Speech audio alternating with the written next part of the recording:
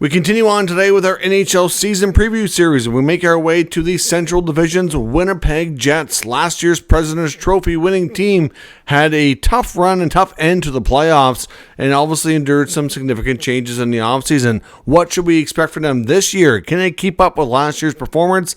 Take it further, step back? We'll discuss the expectations coming up next. So welcome back to another video here at Top Shelf Hockey. As I mentioned, today we continue on with our season preview series and look at the Winnipeg Jets, who had a phenomenal regular season. Certainly, I think would like to say an okay playoff run, but not really to their full potential or full expectation. And obviously, this team ended on a sour note, obviously under some difficult circumstances as well, which we'll get into. So we're going to recap last year. We're going to take a look at how the team did, how the top performers did. We're going to look at changes over the offseason, where the cap space is at, additions, subtractions, other impacts on this team this year, any contract extensions that would be news and noteworthy, any rookies impacting, is there any trades coming, what's the projected lineup look like, etc. as they get ready to start the 25-26 NHL season. Now, as I mentioned, last year the Winnipeg Jets were the President's Trophy winners. 116 points, first in the Central, first in the league, 56, 22-4. Really not much to not like about their regular season performance. They had the best goals against in the NHL, 190, first place. So Connor Hellebuyck wins the Jennings Trophy. Goals for, 275, really good as well, third highest. So, really, like I said, not much to really be upset about when it comes to their regular season performance. They unfortunately lost in the second round of the playoffs. They won in the first round, had a difficult series against the Blues, won in Game 7, 4-3. Then they lost against the Dallas Stars 4-2. Scott Arniel's first full season behind the bench. And of course, in that round against Dallas, difficult circumstances surrounded Game 6, especially when right before the game, we learned that Mark Scheifele's dad unexpectedly passed away. Emotional time for himself. I know a lot of the teammates that have been there a while obviously knew Mark's dad well as well, and it was, obviously not only was it difficult for especially Mark, but a lot of his teammates that were close with him knew his dad well. It was just it brought a whole different vibe to the game, and they started off the game good. Scheifele got a goal, which was again very emotional, but unfortunately later in the game, Thomas Harley, the Dallas Stars, had a different idea and closed out the Winnipeg Jets, and the emotional run came to a close. It's like I said, difficult time, difficult circumstances. Again, Connor Hellebuyck, shaky in the playoffs. Had some games where he was better, but they just can't keep doing this, right? So you got to wonder, was it a blown opportunity? And you could say that it probably was, really, considering the regular season that was. Now, as far as playoff streaks go, they've made the playoffs for the last 3 consecutive years. They've made the playoffs in 7 of the last 8 years as well. So since they've been back in Winnipeg, obviously the first few years might have been a little tough, but generally speaking, they've been on a long run of pretty successful regular seasons, being a playoff team consistently, with the 2022 being the exception there, but otherwise, it's been a good run. This is a good group of players. They have to get over the hump, ultimately. Their top scorers last year was Kyle Connor, 97 points, phenomenal year for him. Mark Scheifele, 87 points, really good season for him. Nick Ehlers, 63 points. Josh Morrissey at 62, and Gabe Vilardi at 61. Of course, later in the year, towards the deadline, they brought back Brandon Tanev, of course, who had started his career with the Jets. They also traded for Luke Schenn. Those guys were basically reinforcements, some depth options, and both played well for them in the playoffs as well. Going into the season, they have cap space of just shy of $4 million, $3.9 million, and they have some flexibility here. Let's take a look at how this team changed in the offseason, looking at the additions and subtractions. The most notable subtraction is Nikolai Ehlers, who left as a free agent, basically citing the fact that he just felt like it was time for a fresh start. I think to some degree he wanted to go to a place that was a little quieter with media, and just to kind of get out of the limelight a little bit. That's kind of at least how things sounded to me. It's a big loss for the Jets for sure. He was a big piece of that top 6. I think Ehlers as well, over the last couple of years, was a little frustrated with his usage on consistently not getting a chance to play on the top line. We know Scheifele and Connor play together a lot, and ultimately that kind of forced Ehlers to be, a lot of, second line, second power play, things like that. And I just think he wanted an opportunity to be first-line player, and I think he'll get that in Carolina.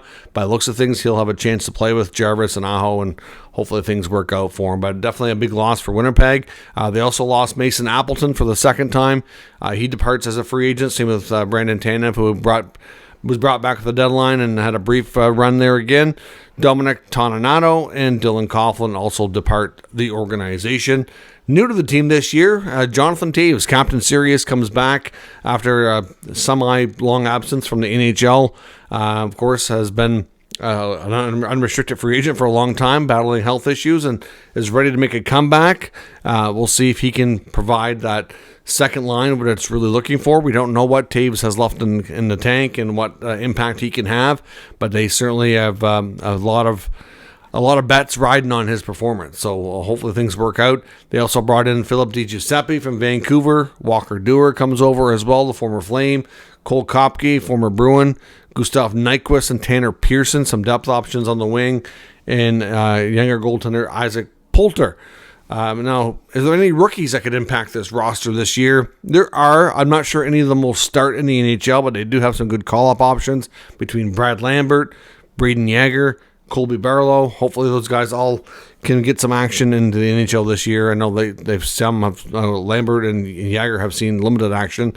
Hopefully they continue. I do think that they could all have a shot at being a part of the team's future. As far as contract extensions that would be noteworthy, there's some big ones.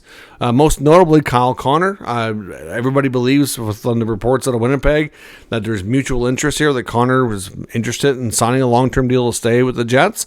They want to keep him as well. The Kaprizov contract will definitely impact his number, I have no doubt. He's looking at least 13 or 14 million. He could probably command more, to be honest.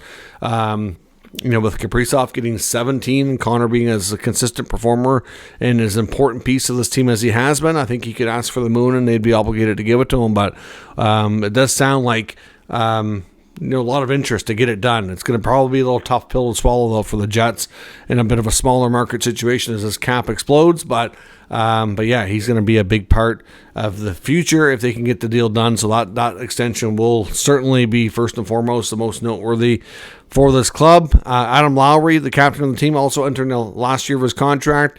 That is also an important one as well. With him being out to start the season, I would say that it's hard to say when that contract gets done. It could be a little bit later into the year. But Lowry certainly won't be as expensive as Connor, but still a very important player. Guys like Logan Stanley and Eric Comrie also eligible for extensions. I'm not sure how quickly they'll tackle those, but Lowry and Connor, with Connor being the much more front and center one, will be how things kind of break down here as the season gets underway. Though, as far as any trades that we can expect in this team, there's really nobody on the roster that I would say is on their way out of town, for example. The big thing for me that we'll see with this team is whether or not Jonathan Toews can be a number 2 center or not. Because I think Adam Lowry, who's going to be on the shelf to start the season, he's proven he can play up in the lineup a little bit, but I do think that your team is a lot deeper and better if Lowry anchors your third line. And if Toews can't be the 2, and if he turns out to be more of a 3, for example, then they're going to have a hole at the number 2 center spot. They could try Nemestikov. I don't think he's the answer there. Perfetti was a bit of a center in junior, but again, I think they would like him better on the wing. So I do think that that's going to be an interesting scenario to see, is whether or not Toews can do that. And if they do make a trade, it might be for a higher end center if things aren't working out with Toews, and that's going to be, like I said, a big question facing this team. Looking at the projected lineup for opening night, you're going to have Connor Hellebuyck between the pipes with Eric Comrie as his backup. That will be the same as before. The decor is going to be largely the same as well, with Josh Morrissey, Dylan DeMello anchoring your top pair. You're likely looking at Pionk with probably Hayden Fleury to start because Dylan Sandberg is out, but that would be Sandberg's spot. but he's going to be out for the first, I think it was about 6 weeks to start the season. Another big blow there. So Hayden Fleury will be a placeholder for the time being. At least I would think that's who they would put there. And then you're likely going to have a third pair of Logan Stanley and Luke Shen. So again, we'll see where things go. I wonder about Ville Heinola. Haven't heard much about him so far in training camp. But Sandberg's injury will be a big hole for them for sure. To get through, up front, you're looking at a top line of Mark Scheifele with Kyle Connor and Gabe Vilardi. That's going to be an important line again for them. Of course, Vilardi getting a new contract as well this year. Cole Perfetti likely goes to your second line with Jonathan Toews and Gus Nyquist. Now, Toews, as I record this, which is going to be, probably not making it to YouTube until Friday or on Saturday. So this is a Friday recording. Toews is day to day. So I hope that this injury thing doesn't continue with him. But he, like I said, his presence in the second line and how that works out will be a huge part of this franchise. But likely Perfetti and Nyquist getting a chance to play on that line. Your third line, at least while Lowry is out, will be Nemestikov, Nino Niederreiter, and Alex Iafallo, with a fourth line likely of Morgan Barron, Tanner Pearson, and Cole Kopke. When Lowry comes back, obviously, one of the fourth liners would likely come out. Lowry would go to the third line center spot, and then they'll move things around from there. So the top questions facing this team, and I've already echoed this, like the Jonathan Toews performance is front and foremost the biggest question on this team. I think we know that Connor Hellebuyck in the regular season will be really good. He always is. I think we can count on Scheifele and Connor to produce big points. Josh Morrissey will anchor the blue line. There's not a lot of changes. Vilardi, I would expect and hope that he can stay healthy and really help replace some of the Ehlers offense. Perfetti hopefully takes a step, because that's what you have to hope to replace the Ehlers offense, is that Vilardi stays healthy and can be more, just maybe become an 80-plus point player instead of in a 60-65 range, and you hope that Perfetti can continue to take a step as well, and that Toews can at least give you, a moderate amount of points, and then hopefully you're not going to lose the offensive capabilities you had last year. But realistically speaking, it is quite likely that this team might take a step back offensively. It is very, very possible. But the Toews performance and how that works out, the biggest question for sure. Obviously, the other big one for me is just how much of an impact and how well can they get through the early season injuries of Lowry and Sandberg. Hopefully nothing happens to anybody else, that they don't lose anybody, other key players, because that would be another big blow. But how they get through that adversity will also be a big dictation of how this team does. It's just that simple. And of course, can they get the contract extensions done for Kyle Connor, especially Lowry to a lesser degree, but Connor especially, so that they don't have that distraction hanging over their heads. It's an Olympic year. Scheifele and Connor also are very much in the mix to be on their respective countries' Olympic teams, as well as Morrissey, for example. So, I mean, there's lots to be motivated for besides trying to be a strong regular season team and hopefully have a shot at a cup, right? So at the end of the day, I do think the Winnipeg Jets are going to be a really good team. I see them being a playoff team.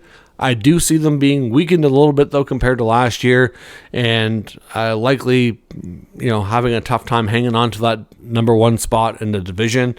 I still think they'll be in the top three in the Central with Dallas and Colorado, and then we'll see where things play out. But I think they'll come down a little bit. I think it's fair to say that the Avalanche and the Stars are going to be, just as good or better, and it's going to be a really, really, really tight race for sure. But all things considered, I do expect another good season here for the Jets, and we'll see. But like I said, the Jonathan Toews experiment, by far the biggest question, and that's why this team is tough to predict right now, in my opinion, because you don't know how much they're going to have that secondary scoring. And with Lowry's injury to start the year and Sandberg's injury to start the year, I just hope that they don't have a bad start. But it is possible that they might not be, out of the gate on fire, so to speak. So let me know your thoughts and expectations for Winnipeg in the upcoming 25-26 season in the comments. We'll discuss further. If you're new to the channel, make sure you subscribe and stick around. We'll keep you up to date with all the news, rumors, and analysis of all 32 NHL teams. Thanks for watching. I'll catch you next time.